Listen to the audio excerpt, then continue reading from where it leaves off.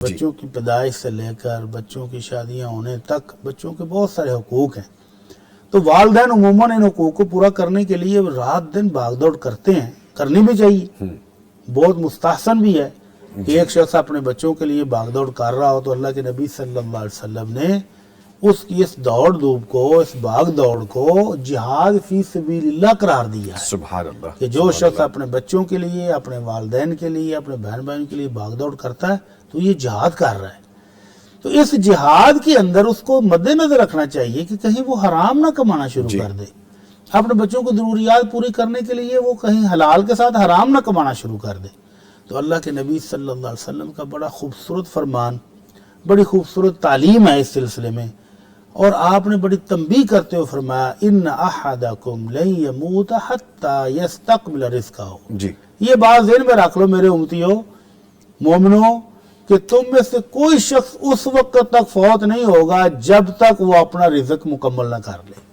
اللہ نے جتنا رزق اس کی قسمت میں لکھا ہے اس کو مل کے رہے گا، وہ کھا کے جائے گا، استعمال کر کے جائے گا، اس دنیا سے خالی ہاتھ نہیں جاتا۔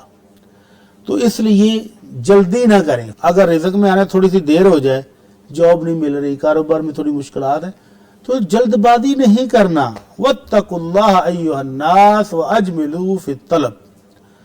اور فرمایا کہ جب تھوڑی سی تاخیر ہو جائے تو اللہ سے ڈرتے رہو لوگوں، اور حلال کمانا ہے، حرام نہیں کمانا۔ بعض لوگ کہہ دیتے ہیں یار مجبور ہیں، کیا کریں، آپ بینک سے بھی نہ لیں سود تو پھر کیا کریں، اگر فلاں گاڑی نہ لیں، گھر نہ لیں تو گزارا نہیں ہوتا۔ تو یہ اللہ رب العزت کی تعلیمات، اللہ کے نبی کی تعلیمات کے خلاف ہے۔ آپ نے فرمایا خذوا ما حل، جو حلال ہے وہ لے لو، ودعوا ما حرم، اور جو حرام ہے وہ چھوڑ دو۔